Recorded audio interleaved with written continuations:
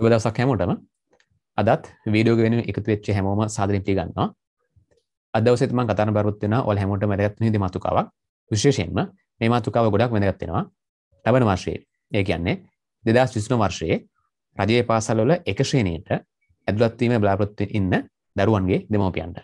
ඒකට හේතුව තමයි ඊයේ දවසේ. ඒ කියන්නේ 2022 ජූනි මාසයේ 16 වෙනිදා අධ්‍යාපන අමාත්‍යාංශයෙන් මගේ නිකුත් කර චක්‍රලේඛනයක් ලබන වර්ෂය සඳහා, ඒ කියන්නේ 2023 වර්ෂය සඳහා රජයේ පාසල්වල ඇතුළත් වීම සම්බන්ධව.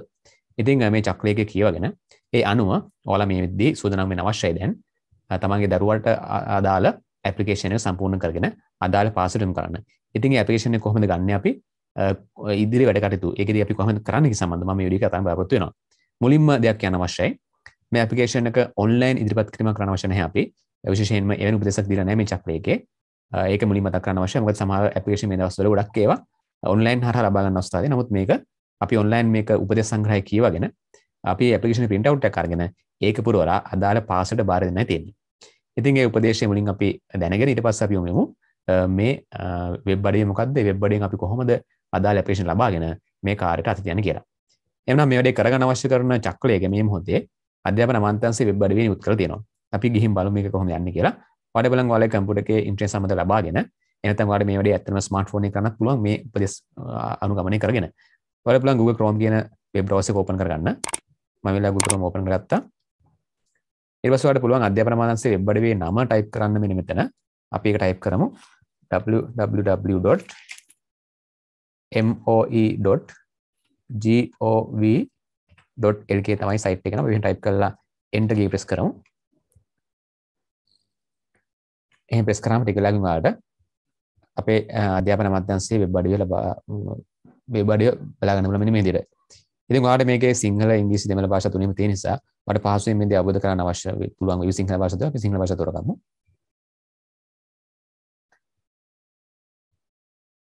සිංහල භාෂාව තෝරලා පස්සේ අපිට නැවත මේ පිටුව ලෝඩ් වෙනවා සිංහල භාෂාවෙන්. අපි මේ පිටුවේ පහළටම ගියාට පස්සේ අපිට මේ අදාළ ලින්ක් එක හොයාගන්න පුළුවන්. ඉතින් මෙන්න මෙතන දාලා තියෙන ප්‍රවෘත්තියක් විදියට 2023 රජයේ පාසල්වල පළමුවන ශ්‍රේණිය සිසුන්ගත කිරීමේ අයදුම්පත් හා උපදෙස් නිකුත් කරේ. 2023 රජයේ පාසල්වල පළමුවන ශ්‍රේණියේ සිසුන්ගත කිරීමේ අයදුම්පත් හා උපදෙස් නිකුත් කරේ කියන ප්‍රකාශය තියෙන්නේ.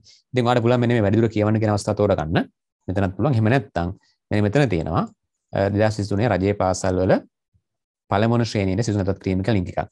මෙතන ක්ලික් කරත් ඔයාලට උපදෙස් සංග්‍රහ ලබා ගන්න පුළුවන්. ඉතින් අපි මෙන්න මෙතන ක්ලික් කරමු. ජූනි 16 තමයි මේ චක්‍රලේඛ නිකුත් කරලා තියෙන්නේ.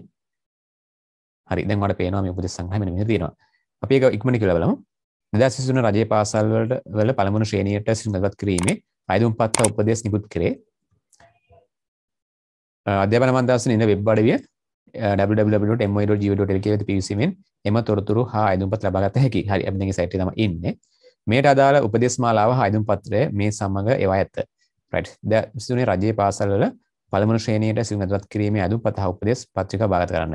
ඉතින් මෙන්න මෙතන ඔයාලට පේනවා මේ ලින්ක් එකක් තියෙන්නේ. ඔයාලා මේක ක්ලික් කරොත් එහෙම ඔයාලට පුළුවන් මේ ඇප්ලිකේෂන් එක ඩවුන්ලෝඩ් කරගන්න. ඉතින් අපි ක්ලික් කරලා බලමු.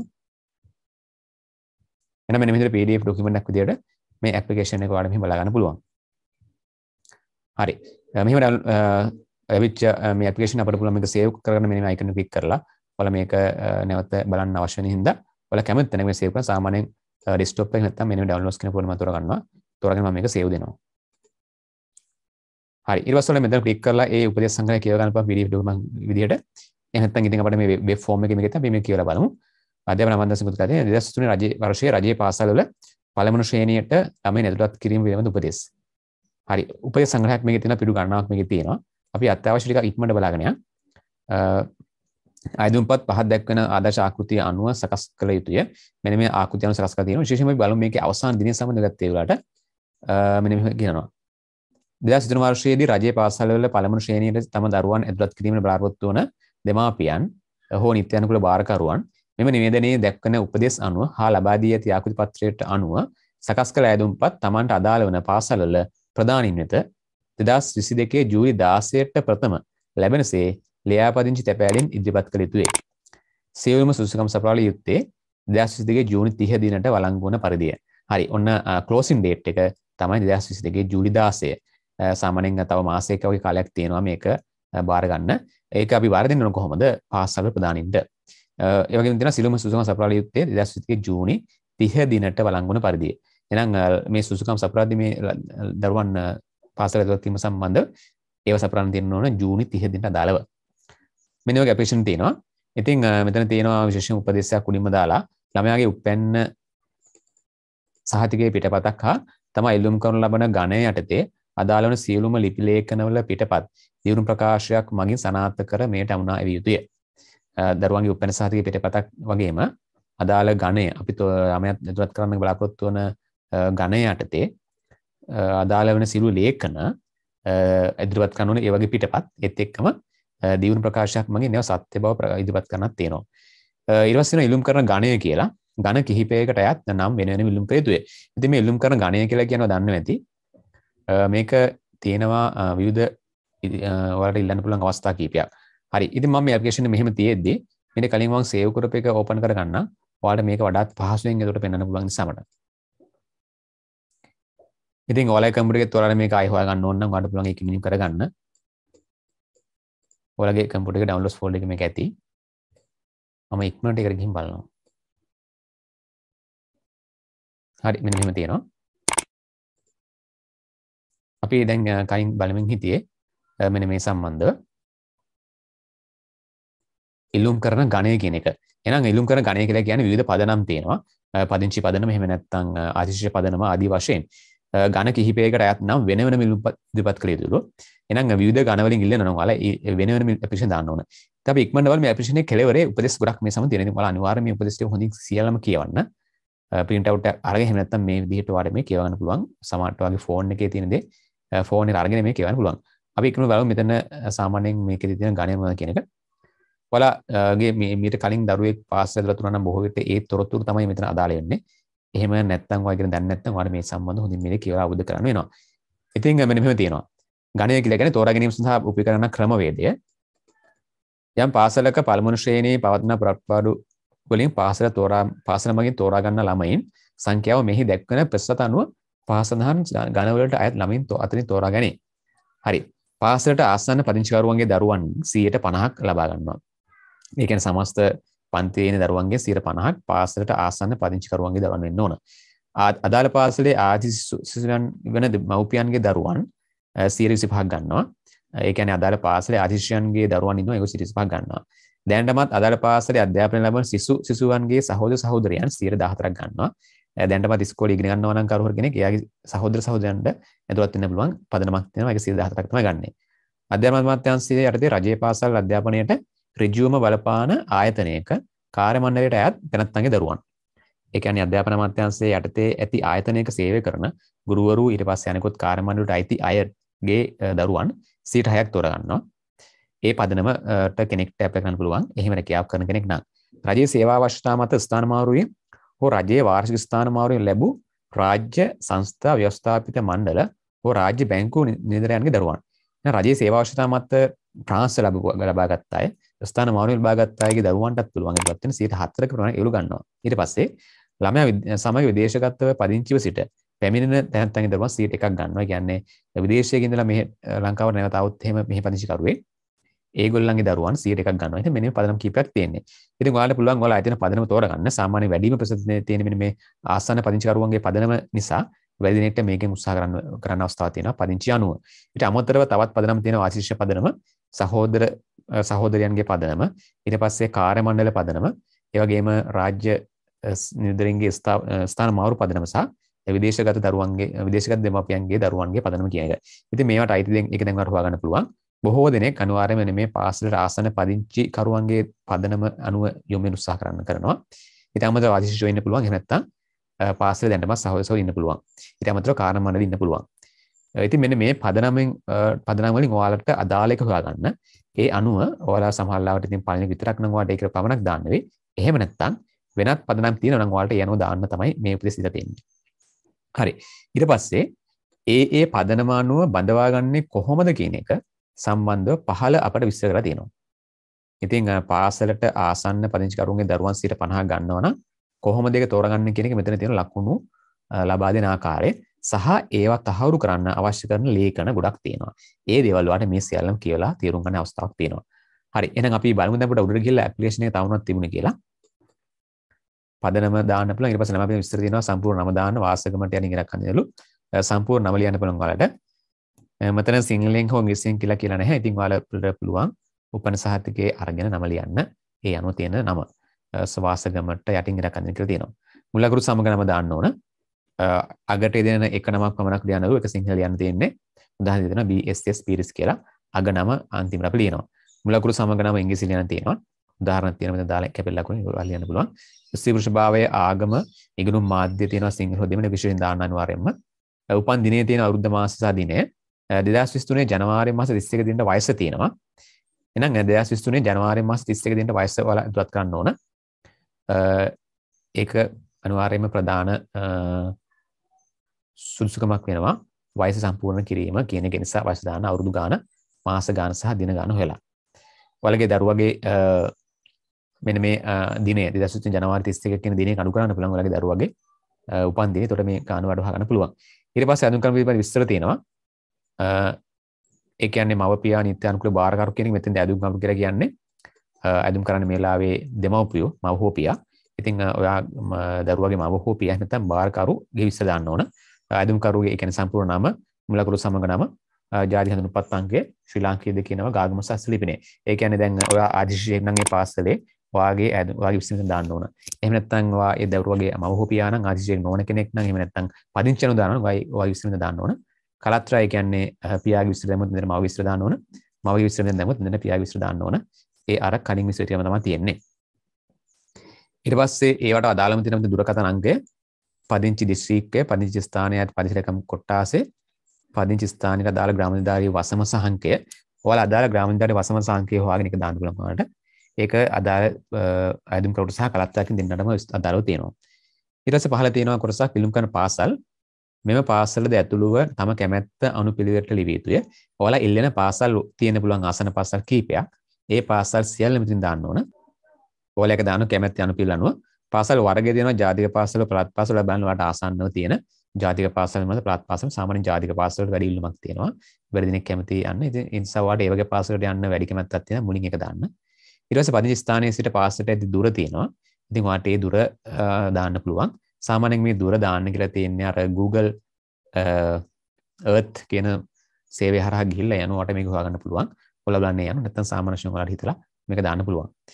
ඊට පස්සේ ඔබගේ ළමයා ඉල්ලුම් කරන ලද පාසල් කිහිපයකට නොතේරුණ අවස්ථාවකදී ඔබ විසින් ඉහත සඳහන් කරන ලද ප්‍රමුඛතාව අනුපිළිවෙලට සලකා බලා ප්‍රමුඛතාව වැඩි පාසල ලබා දෙනු ලබන අතර අනෙකුත් පාසල් ලැයිස්තු වලින් නම ඉවත් කරනු ලැබේ. එහෙනම් මෙතන තියෙනවා කොන්දේසියක් දාලා ඔයාලා මේ ඉල්ලන පාසල් වලින් පාසල් කිහිපයකට තේරුණොත් එහෙම වෙලාවක් ඔයාලා ඉල්ලන වැඩිම කැමැත්ත තියෙන ඉහළින්ම තියෙන පාසල තමයි යොමු කරන්නේ.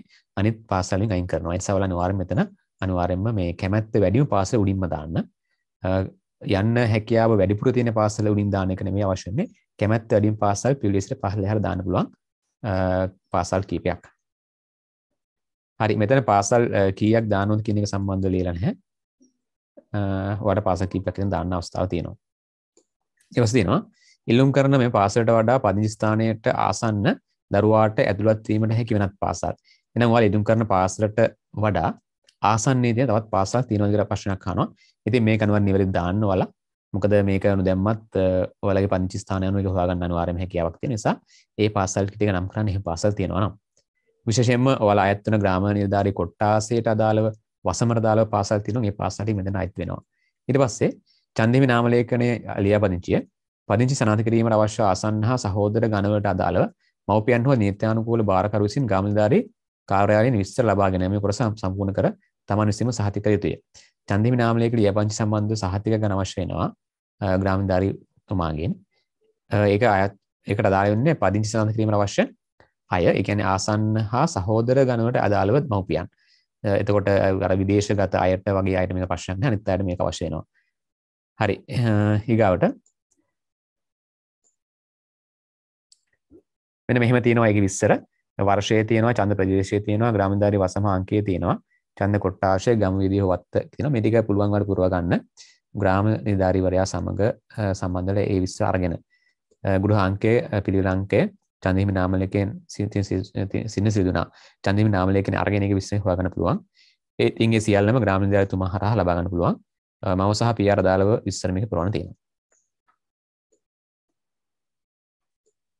ඊට පස්සේ දෙනවා ඉහත තොරතුරු චන්දිමි නාම ලේඛන පරීක්ෂා කරන මාවස නිවැරදිව සටහන් කරගත් බව මේ සාතික කරන. ඉතින් මෙතන සාතික කරන්නේ ඉල්ලුම් කරන කෙනාමයි. ඉල්ලුම් කරන කෙනාට මෙතන සාතික කරන අවස්ථාවක් තියෙනවා. ඒ විස්තර නිවැරදිව දුරත් කර බවට. හරි. ඊට පස්සේ දෙනවා තව කොටසක් පහසඳහන් කොටස් වලට තමයි ඉල්ලුම් කරන ගණයට අදාළ කොටස පමණ සම්පූර්ණ කරන්න. ඔයාලා ඉල්ලුම් කරන ගණය තියෙන ඒ ගණය තෝරගෙන ඒ අනුව අදාළව පුරවන්න ඕන. මේ කොටස මුකුත් ලියන්න නැතුව මෙතන තියෙන පාසලට ආසන්න පදිංචිකරුවන්ගේ දරුවන් පදිංචි තහවුරු කරන ප්‍රධාන ලේඛනය. ඉතින් මෙතන තියෙන ප්‍රධාන ලේඛන පදිංචි තහවුරු කරන්න ඒ ලේඛන සම්බන්ධ විස්තර ටික උපදෙස් ටික පහළ තියෙන්නේ උපදෙස් මාලාවේ. ඔයාලා හොඳින් ඒ උපදෙස් මාලාව කියවලා ඔයාලට දෙන්න පුළුවන් හොඳම ලේඛනය තෝරගන්න. ඒ මොකක්ද කියන එක ගොඩක් අයගේ තියෙනවා ඉඩම් වල ඔප්පුව, එහෙම නැත්නම් ලයිට්, එහෙම නැත්නම් විදුලි බිල්පත, ජල බිල්පත වගේ දේවල්. ඉතින් ඒ දේවල් වලින් හොඳම වැඩිම ලකුණු ලැබෙන ඒවා තියෙනවා. ඒවා ඔයාලා තෝරගන්න ඕන පහලින් කියවගෙන. පදිංචි තහවුරු කරන අතිරේක ලේඛන තියෙනවා. ඒවත් උන්වහන්සේ කියලා බලන්න. ඊට පස්සේ තමයි චන්දිම නාම ලේඛනයේ ඉලුම් කරුගේ නම ඇතුළත් තිබෙන වසර ගණන. වසර කීයක් තියෙනවද කියන එක ඒක ඔයාලට ගන්න පුළුවන් ගාමිණීදාරිතුමාගෙන් එපිසෝඩ් ගන්න පුළුවන්. චන්දිම නාම ලේඛනයේ කලත්‍රයාගේ නම ඇතුළත් තිබෙන වසර ගණනක් අහලා තියෙනවා. චන්දිම නාම ලේඛනයේ නීත්‍යානුකූල බාරකරුගේ නම ඇතුළත් තිබෙන වසර ගණන. මේකේ තියෙනවා ඉදිරිපත් කරන වර්ෂයට පෙර වර්ෂයේ සිට ආසන්න වර්ෂ 5ක කාලයක් සඳහා මේ අදාළ වේ. අනිවාර්යයෙන්ම 6 අංක 6 සම්පූර්ණ කරන්න කියලා තියෙනවා. හරි වඩේක පුරවන්න පුළුවන් ග්‍රාමදේවතුමා සම්බන්ධ කරගෙන. ඉලුම් කරන මේ පාසලට වඩා පදිංචි ස්ථානයට ආසන්න දරුවාට ඇතුළත් වීම වෙනත් පාසල් සංඛ්‍යාව අහනවා. වටේ දාන්න පුළුවන් අපි කලින් පිළිවුවා. ඊට පස්සේ ආදි ශිෂ්‍ය ශිෂ්‍යාංගයේ දරුවන් මෙන්න මේ තුතු පුරවන්න ඕන. ඉතින් එතන තියෙන්නේ ආදි ශිෂ්‍යයා සම්බන්ධ විස්තර තියෙනවා. ශ්‍රේණිය මොන ශ්‍රේණියද ඉගෙන ගත්තේ? පාසල කාලේ අපගත් ජයග්‍රහණ. ඊට පස්සේ විශේෂ සමගාමී ජයග්‍රහණ මොනවද දාන්න තියෙනවා. ඔයාලා ඒ කියන්නේ ආදි ශිෂ්‍යෙක් විදිහට දැන් දෙමව්පියා මව හෝ පියා ආදි ශිෂ්‍ය නම් ඔයාලට ඒ ටික පුරවන්න පුළුවන්. ඒ පදනම අනුව ඉදුම් කරනවා නම්. ඊට පස්සේ අධ්‍යාපන ජයග්‍රහණ හා පාසලේ දියුණුව සඳහා ලබා දුන් විවිධ ආකාරයේ සහයෝග ඉලක්ක එකක් තියෙනවා ආදි ශිෂ්‍යයන්ට පුරවන්න. ඊට දැනටමත් ආදාළ පාසලේ අධ්‍යාපන ලබන සිසුන්ගේ සහෝදර සහෝදරයන් සමග විස්තර මේක පුරවන්න තියෙන්නේ. එයාගේ නම ශ්‍රේණිය ඇතුළත් තියෙන අංක වල විස්තර දාන්න තියෙනවා. ඊට පස්සේ එනවා අධ්‍යාපන අමාත්‍යාංශයේ යටතේ රජයේ පාසල් අධ්‍යාපන ඍජුවම බලපාන ආයතනය කාර්යමණ්ඩලය නැත්නම් දරුවන්. ඉතින් ඒ කියන්නේ ගුරුවරු එහෙම නැත්නම් වෙනත් අධ්‍යාපන කාර්යමණ්ඩල ඇත්ත අය ඒගොල්ලෝ මේක විස්තර දාන්න තියෙනවා. සේවා කාලය, දුෂ්කර පාසල් සේවා කාලය, දුෂ්කර පාසලක දැන දුෂ්කර පාසල ඉන්නවා නම් ඒ සේවා කාලය සහ කලින් දුෂ්කර පාසලක සේවය කරා නම් ඒ කාලේ අහනවා මේකේ. ඒ අනුව ලකුණු ලැබෙනවා. ඊට අමතරව ලබා නොගත් නිවාඩු දින ගණන තියෙනවා. නිවාඩු දින 20කට වඩා අඩු වෙන අරන් තියෙන්නේ. ඒ අනුව ලකුණු ලැබෙනවා. ඉතින් ආසන්න අවුරුදු 5ක තමයි නිවාඩු අරන් තියෙන්නේ. ඔයාට ආසන්න අවුරුදු 5 නිවාඩු ගන්න විතර දාන්න පුළුවන්. ඔයාලගේ පාසල සම්බන්ධ කරගෙන. ඉලුම් කරන පාසලේම සේවයේදී සිටිනම් එම පාසලේ සේවා කාලය අහනවා. ස්ථිර පදිංචි ස්ථානයේ සිට ඉලුම් කරනු ලබන පාසල දුර අහනවා. පදිංචි තහවුරු කරන ප්‍රධාන ලේඛනය මොකක්ද කියලා අහනවා. හරි. එතන ඒ ගණිත දාලා විස්තර පුරවන්න තියෙනවා. ඉතින් ඊට පස්සේ තියෙනවා රජයේ සේවා අවශ්‍යතා මත ස්ථාන මාරුවෙන් රජයේ වාර්ෂික ස්ථාන මාරුවෙන් ලබා පැමිණි නිලධාරීන් දරුවන් පුරවන්න කොටසක් තියෙනවා. ඒක පුරවන්න වල ඒක අදාළ වෙන අය. ඊළඟට ළමයා සමග දේශගතව පදිංචි සිටින පැමිණි තැන්තන්ගේ දරුවන් ඒගොල්ලන්ට තියෙනවා පුරවන්න කොටසක්. ඒ කොටස ඔයාලට පහසුවෙන් ඉඳ පුරවන්න පුළුවන්. ඊට පස්සේ තියෙනවා ප්‍රකාශනයක් මේ සිරුතුරු සත්‍ය බව තහවුරු කරන්න ඕන අපි. ඔයාලට පුළුවන් මෙතන දිනේ සහ ඔයාලගේ අස්සන දුරත් කරන්න. ඉතින් එහෙමයි අපේක්ෂණ පුරවන්න තියෙන්නේ. ඉතින් අර මම උඩින් අර කියපු සමහර කාරණා පුරවන්න ඕන දේවල් සම්බන්ධ විස්තර උපදෙස් ටික මේ පහළ තියෙනවා. පළමුව ශ්‍රේණියට ළමයි නත්පත් කිරීම පිළිබඳ විද්‍යාන සහ උපදෙස් ටික තියෙනවා. ඔයාලා අනිවාර්යයෙන්ම අපේක්ෂණ පුරවන්න කලින් මේක හොඳින් කියවන්න. මම ප්‍රධාන කාරණා කියන්නේ මෙන්න තියෙනවා. 2023 ජනවාරි මාස 31 දිනට ළමයාගේ වයස අවුරුදු 5 සම්පූර්ණ වෙන්න ඕන. අනිවාර්යෙන් 5 සම්පූර්ණලා තියෙන්න ඕන. 2023 ජනවාරි 31 දින වෙනකොට. හරි. ඒ කියන්නේ ලබන අවුරුද්දේ ජනවාරි 31 දින වෙනකොට. රයිට්. එහෙනම් ඊට අමතරව අවශ්‍ය කරන උපදෙස් පොදු උපදෙස් ටිකක් තියෙනවා. සහ එක එක ඝන සඳහා අවශ්‍ය කරන උපදෙස් වෙනවම තියෙනවා. ඉතින් ඔයාලා මේ හැම එකක්ම කියව ගන්න. මේ එක එකක් විස්තර කරන්න ඇත්තටම අවශ්‍ය වෙන්නේ නැහැ. ඔයාලට පුළුවන් ඔයාලට අවශ්‍ය කරන අදාළ ගණේ තෝරගන්න. ඒකේ විස්තර හොඳින් කියවගෙන ඉහළම ලකුණු ලබා ගන්න පුළුවන් විදියට ඔයාලා අදාළ ගණිත සම්බන්ධ විස්තර පුරවලා දෙන්න. එතකොට ඔයාලට මේ ඇප්ලිකේෂන් සාර්ථක පුර ගන්න අවස්ථාව තියෙනවා. හරි විස්තර ගොඩක් තියෙනවා පිටු. ඉතින් මේ PDF ડોකියුමන්ට් එක ගන්න පුළුවන් link එක මම මේ වීඩියෝ එකේ description එකේ දානවා. ඔයාලා ක්ලික් කරලා ගන්න. වෙබ් අඩවි link එක මම එනම දාන්නම්. මේ ડોකියුමන්ට් එක පහසුවෙන් ගන්න ලින්ක් එකක් වෙනමත් දාන්න. ඔයාලා කැමති එකකින් මේක ලබා ගන්න. හරි ඊට පස්සේ බලමු අපි උඩින්ම කියලා මේකේ අවශ්‍යම කාරණයක් තියෙනවා මේ අපි කොහොමද මේක ඉදිරිපත් කරන්න කියන එක.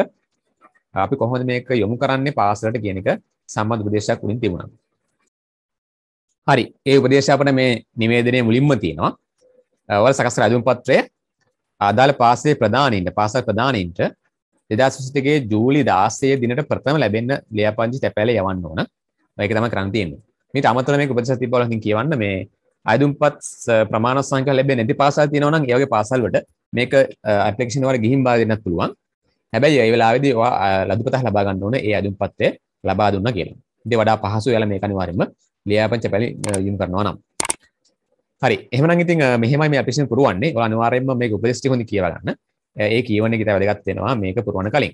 විශේෂයෙන්ම තව කාරණයක් තියෙනවා මේකේදී ඔයාලට තියෙනවා මේ විශේෂයෙන්ම තව ගණයක් තියෙනවා ආරක්ෂක අංශයේ වැඩ කරන අයගේ දරුවන් සඳහා මොකක්ද කරන්න කියන එක. ආරක්ෂක අංශයේ දරුවන්ගේ අදාළ විස්තර මීට කලින් ඔයාලා ලබා දීලා තියෙන්න ඕන. සාමාන්‍යයෙන් මේ ඇප්ලිකේෂන් එක නිකුත් කරන කලින් ඒ විස්තර ඒ අදාළ ආරක්ෂක අංශ ආයතන මගින් ලබා ගන්නවා. ඒ ලබාගත් විස්තර පාසල ලබා දීමක් කරන්නේ. ඒ නිසා ඒ වගේ අය ඉන්නවනම් ආරක්ෂක අංශ සේවය කරන්න ඉන්නවනම් ඒගොල්ලෝ ඒ අදාළ තමන්ගේ ආයතනයේ නිලධාරීන්ට වෙත යොමු වෙලා මේ කාර්ය කරන්න වෙනවා. අපි බලමු මේ සම්බන්ධ උපදේශයක් මේකේ තිබ්බා ඒක කොහොමද තියෙන්නේ කියලා. හරි මෙන්න මෙහෙම එකක් තියෙනවා. පළමුවන ශ්‍රේණියේ සමාන්තර පන්තියක් සඳහා ළමයින් 35 දෙනෙකු සම්මුඛ පරීක්ෂණය මගින්ද ළමයින් 5 දෙනෙකු ක්‍රියාන්විත රාජකාරී යෙදුණු ත්‍රිවිධ හමුදාවේ හා පොලිසියේ සමාජිකයන්ගේ ළමයින්ගෙන් තෝරා ගනු ලබයි. ඒ අනුව පන්තියක ශිෂ්‍ය සංඛ්‍යාව 40කි. මුළු ළමයි සංඛ්‍යාව 40යි පන්තියක. එතකොට පළමුවන ශ්‍රේණියේ සමාන්තර පන්තියක් එක පන්තියක් සඳහා ළමයි 35 දෙනෙක් ගන්නව සම්මුඛ පරීක්ෂණේ ළමයි 5 දෙනෙක් ගන්න අවස්ථාවක් තියෙනවා ක්‍රියාන්විත රාජකාරී වල යෙදුණු අයගේ දරුවන්ට. ඉතින් ඒගොල්ලෝ ගැන මම ඉස්සර කතා කරේ ඒගොල්ලන්ට පුළුවන් ඒ අනුව ඉදිරිපත් වෙන්න එම ගණය යටතේ. බලමු මේගොල්ලෝ මොකද්ද කරන්න ඕන කියන එක සම්බන්ධ මේක වෙනසක් තිබ්බා.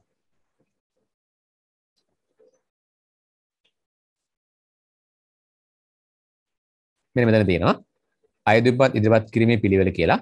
ක්‍රියාන්විත රාජකාරී සඳහා ලබා දෙන විශේෂ අනුග්‍රහය යටතේ තම දරුවන් පාසල් වලට ඇතුළත් කිරීමට අපේක්ෂා කරන ක්‍රියාන්විත රාජකාරී යෙදුණු ත්‍රිවිධ හමුදාවේ සහ පොලිසියේ නිලධාරීන් තම අයදුම්පත් අදාළ සේවාවේ සුබසාධක අධ්‍යක්ෂ වෙතින් ලබාගෙන විධිමත්ව සම්පූර්ණ කර ආයතන ප්‍රධානියා මගින් අදාළ සුබසාධක අධ්‍යක්ෂ වෙත නියමිත දිනට පෙර ඉදිරිපත් කර යුතුය. එhmenan එහෙම උපදෙසක් තියෙන්නේ ත්‍රිවිධ හමුදාවේ රාජකාරී කරන අය ක්‍රියාන්විත රාජකාරී යෙදුණු අයට අවස්ථාව තියෙනවා අදාළ සේවාවේ සුබසාධක අධ්‍යක්ෂතුමා වෙත මේ ඇප්ලිකේෂන් එක නැත්නම් අඳුම් පත්‍රය ලබා දෙන්න. ඉතින් එහෙම ඔයාලට කරන්න අවස්ථාවක් තියෙනවා.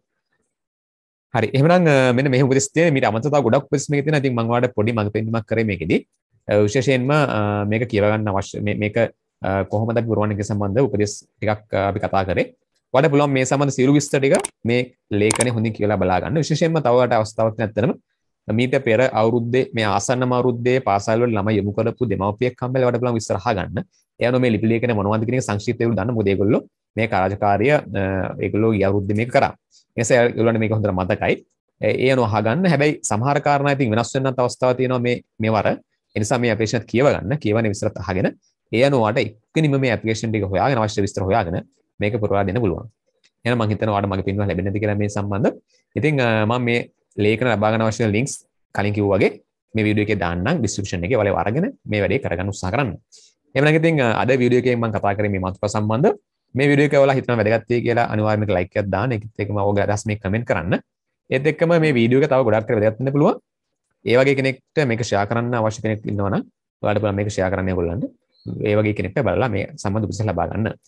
එහෙනම් ඉතින් මේ වගේ තවත් වැදගත් වීඩියෝ එකක් අපි හම්බෙමු. මේ වීඩියෝ එක අරගෙන ඉන්න channel එක subscribe තියාගන්න පුළුවන් ඔයාලට ආරාධනා කරන සම්බන්ධ. විශේෂයෙන්ම මේකේ තියෙන bell notification එකෙන් ක්ලික් කරලා තියාගන්න. එතකොට මම මේ වගේ වීඩියෝ එකක් ගෙනවගම ඔයාලට මේ සම්බන්ධ බලා ගන්න පුළුවන්. එහෙනම් අපි තවත් මේ වගේ අලුත් වීඩියෝ එකකින් හමු විදිහට ඉතින් ඔබට සුබ දවසක්.